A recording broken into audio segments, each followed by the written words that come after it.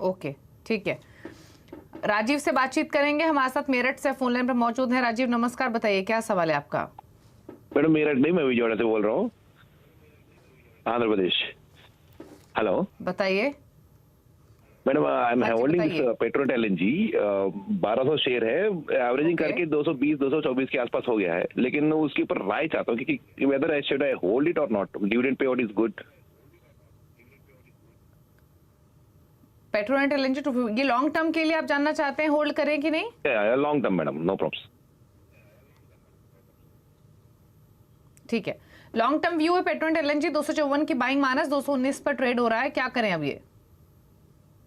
देखिए 254 की बाइंग है तो आपको शायद इंतजार करना पड़ेगा। हालांकि ये जरूर है कि शॉर्ट टर्म में स्टॉक पे रिवर्सल के साइन देखने को मिले हैं, लेकिन देखिए सबसे बड़ा हार्डल है स्टॉक के लिए 230 232 की रेंज। जब तक उसके ऊपर नहीं निकलेगा तब तक कोई बहुत बड़ा मूव आप नहीं एक्सपेक्ट कर सकते हैं। बट फिलहाल के लिए बने रहिए, क्योंकि आपने ऑलरेडी इतना इंतजार किया है तो मैं निकलने को नहीं बोलूंगा। आई थिंक आपको 204 रुपए के स्टॉप लॉस से यहाँ पर बने रहना चाहिए। अगर ये 232 के ऊपर निकला तब तो आपको एक रैली देखने को मिलेगी, जिसमें आपको 255 से लेकर 265 तक की रेंज देखने को आगे मिल जाएगी।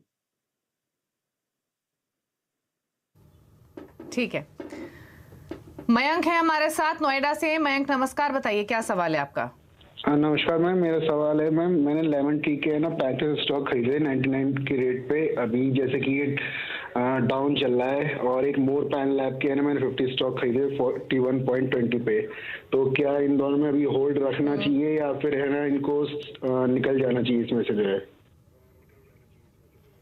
तो लेमन ट्री आपने बिल्कुल पीक पे खरीदा, ये स्टॉक गया था, उसके बाद मिड कैप में प्रॉफिट टेकिंग में थोड़ा नीचे जरूर आया है, लेकिन Manas Lemon Tree long term view हो तो क्या करें? 99 की बाइंग है इनकी, 80 के आसपास ट्रेड हो रहा है। मोरपल लैबोरेटरीज में 41 की बाइंग है, ये स्टॉक 33 के आसपास है, क्या सजेशंस?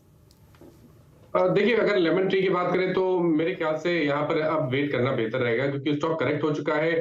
स्टॉक ने भी कुछ दिन पहले, कुछ हफ्ते पहले 200 मूविंग एवरेज के आसपास सपोर्ट लिया था, 70 रुपए के आसपास बॉटम बनाने की कोशिश की थी। तो लेमन ट्री में फिलहाल के लिए बने रहना चाहिए, 69 के स्टॉप लॉस से बने रहिए। ऊपर की तरफ स्टॉक अगर 85 86 के ऊपर निकलेगा तब आपको फिर से एक रैली देखने को मिलेगी, जिसमें 100 रुपए और शायद 105 तक के स्तर देखने को मिल जाएंगे। तो फिलहाल के लिए बने रहिए और 69 का स्टॉप लॉस रखें। मॉर्पल लैब, एक मिनट रुकिए मैं आपको बताता हूँ। देखिए मॉर्पल लैब की जहां तक बात है, देखिए यहाँ पर स्टॉक करेक्ट हुआ है और इम्पॉर्टेंट ये है कि अभी बहुत ही क्रूशियल सपोर्ट के आसपास ट्रेड कर रहा है। अगर यहाँ पर 32 रुपए के नीचे स्टॉक पिछलेगा तब आपको गिरावट बढ़ती हुई दिखेगी। तो ध्यान रखिए, कॉशियस रहिए, 32 रुपए का स्टॉप लॉस जरूर लगा के रखिए। अगर 36 रुपए के ऊपर निकलेगा तब तो फिर आपको शायद 45 47 के स्तर वापस देखने को मिल जाएंगे। ओके, चलिए, ये सजेशन है। अमित गुप्ता है आप दिल्ली से। अमित नमस्कार, बताइए क्या सवाल है आपका? ओके, मेरे पास सेल के 8000 शेयर्स हैं 108 के प्राइस से, और ऑलमोस्ट 1 साल से प्राइस आया नहीं है, तो सेल का क्या फ्यूचर आगे? सेल आपकी 108 की बाइंग है, 181 के 87 के आसपास ट्रेड कर रहा है, तो 20 रुपए नीचे आपके भाव से जहां आपने लिया उसके बाद तो मेटल्स नीचे आए हैं। इनफैक्ट अब तो लो से रिकवर भी हुए हैं। मानस क्या करें अब ये सेल में 108 की बाइंग के हिसाब से? देखिए इतना पेशेंस रखा गया है तब तो मैं बोलूंगा कि बने रहना चाहिए, क्योंकि जब स्टॉक करेक्ट हुआ 150 से लेकर 65 तक, तब स्टॉक ने अपने 200 वीक मूविंग एवरेज को टेस्ट किया था।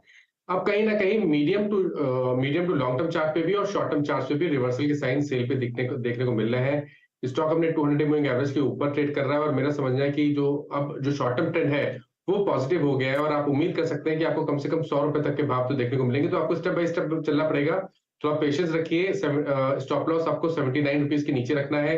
पहला टारगेट 100 रुपए सेट करें। अगर 100 रुपए और 102 रुपए की रेंज ब्रेक हो जाएगी तब तो आपको शायद 120 से लेकर 126 की रेंज भी देखने को मिल जाएगी। ओके, अमन से बात करते हैं अब। अमन सिंह पुणे से हमारे साथ फोन लाइन पर मौजूद है। अमन नमस्कार, बताइए क्या सवाल है? सर मैंने मैडम बीसीजी के शेयर्स लिए थे मैडम, वो 37 के आसपास में लिए थे मैडम, 500 शेयर लिया हूँ। ओके, और कब की बाइंग है आपकी ये? मेरी बाइंग है मैडम ये लास्ट 2 मंथ से, 2 मंथ पहले लिया था मैडम। या आप ब्राइटकॉम की बात कर रहे हैं, correct? Yes sir, correct, yes ma'am, correct, Brightcom group. Okay, तो आपका ये स्टॉक 28 रुपए पर ट्रेड हो रहा है, और आपकी बाइंग है 36.50 की। इनफैक्ट ये स्टॉक पिछले 1 साल में तो चला नहीं, हमारा लगातार नीचे ही आया है। क्या करें अभी? 8 रुपए का नुकसान है फिलहाल तो। देखिए मेरा तो यही रिकमेंडेशन रहेगा कि कभी कोई मौका मिले और उछाल मिले, कोई रैली देखने को मिले तो वहां पर निकलने की कोशिश करें। और खरीदारी अब आपको 45 रुपए से पहले तो नहीं करनी है। अगर 45 रुपए के ऊपर निकलेगा तभी खरीदारी करनी है। हालांकि एक सपोर्ट लॉन्ग टर्म चार्ट पे एक सपोर्ट दिखता है 23 रुपए के आसपास। तो पहला काम करिए कि 23 रुपए का स्टॉप लॉस रखिए, लेकिन उसके पहले अगर कोई बाउंस बैक देखने को मिले और 34-35 रुपए के स्तर देखने को मिले तो मेरी एडवाइस रहेगी कि स्टॉक से निकल जाए। ओके, चलिए, तो ये सजेशन है आपके लिए ब्राइटकॉम पर। 45 के नीचे तो वीक ही है और उछाल पर निकलने की सलाह है। कल्पेश हैं वो हमारे साथ, राजीव है, माफ कीजिए, और नई दिल्ली से। राजीव जी नमस्कार, बताइए सवाल। हाँ मैम, एक तो ना ये मेरे पास श्री रेणुका के हैं 11,000 शेयर्स। मैंने नवंबर में खरीदे थे 67.34 के हिसाब से, एंड अभी उसका स्टेटस तो काफी नीचे चल रहा है। और दूसरा मेरे पास एक है बैंक ऑफ बड़ौदा के 5,000 शेयर है, 191.25 के कॉस्ट पे खरीदा था। ओके, ठीक है, तो 5,000 शेयर्स बैंक ऑफ बड़ौदा के 191 के प्राइस पे लिए हुए हैं। रेणुका शुगर्स आपने 67.34 पे लिया है। रेणुका शुगर्स चला है लेकिन आपने ऊपर के लेवल्स पे लिया है, इसीलिए आपको 12-13 रुपए का नुकसान हो रहा है। तो मानस बताइए, दोनों स्टॉक्स पर राय। बैंक ऑफ बड़ौदा क्वांटिटी ठीक ठाक है क्योंकि इनके पास 11,000 रेणुका शुगर्स है, 5,000 बीओबी है, बीओबी में 191 की बाइंग है, क्या करें अब?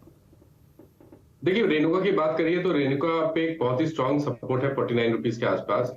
तो मेरा समझना ये है कि शायद 49 के स्टॉप लॉस से बने रहना चाहिए, क्योंकि देखिए बजट आने वाला है और हम नॉर्मली बजट के टाइम पे शुगर वाले स्टॉक्स में एक रैली देखते हैं। और हालांकि रेणुका ऑलरेडी चल चुका है और अभी भी कहीं पर अगर हम मीडियम टर्म चार्ट देखते हैं तो कहीं पर भी वीकनेस दिखती नहीं है।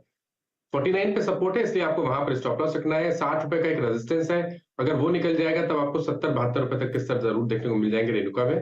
तो बने रहिए रेणुका में। बैंक ऑफ बड़ौदा तो बेहतरीन स्ट्रक्चर है, किसी भी नजरिए से short to medium term, medium to long term किसी भी नजरिए से देखें तो बैंक ऑफ बड़ौदा एक बहुत ही बढ़िया पिक है, जहां आप बिल्कुल बने रहिए। जो कम से कम टारगेट आपको सेट करने हैं वो 220 रुपए के करने हैं। पोजीशन में बने रहिए और 164 का स्टॉप लॉस लगाइए। ओके, तो ये है सजेशन आपके लिए। बैंक ऑफ बड़ौदा पर होल्ड कीजिए, 164 का एक स्टॉप लॉस लगा के अपने इन पोजीशंस में बने रहिए। एक और क्विकली सवाल ले लेते हैं एसएमएस के थ्रू। सोनी ने हमें इनफैक्ट माफ कीजिए, कल्पेश है अहमदाबाद से फोन लाइन पर।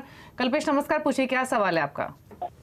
सर मेरे पास 389 की प्राइस से लिंकन फार्मा 100 बाई किए हुए हैं, क्या करना चाहिए? किस प्राइस पर?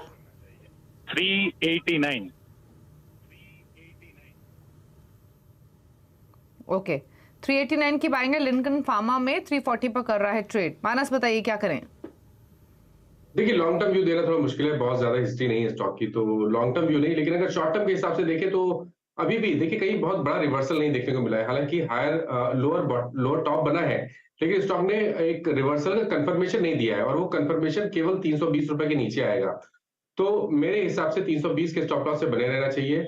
कंसोलिडेशन के बाद अगर ये 360 रुपए के ऊपर निकलेगा तब आपको फिर से एक नया मूव देखने को मिलेगा, जिसमें 420 तक के स्तर देखने को मिल जाएंगे। तो 320 के स्टॉप लॉस से लिंकन फार्मा में बने रहने की राय रहेगी। ओके, तो होल्ड करने की सलाह है लिंकन फार्मा में। रुक रहे हैं एक ब्रेक के लिए। ब्रेक के पास सोशल मीडिया से करेंगे क्वेश्चंस को पिक। आप देखते रहिए कल का बाजार।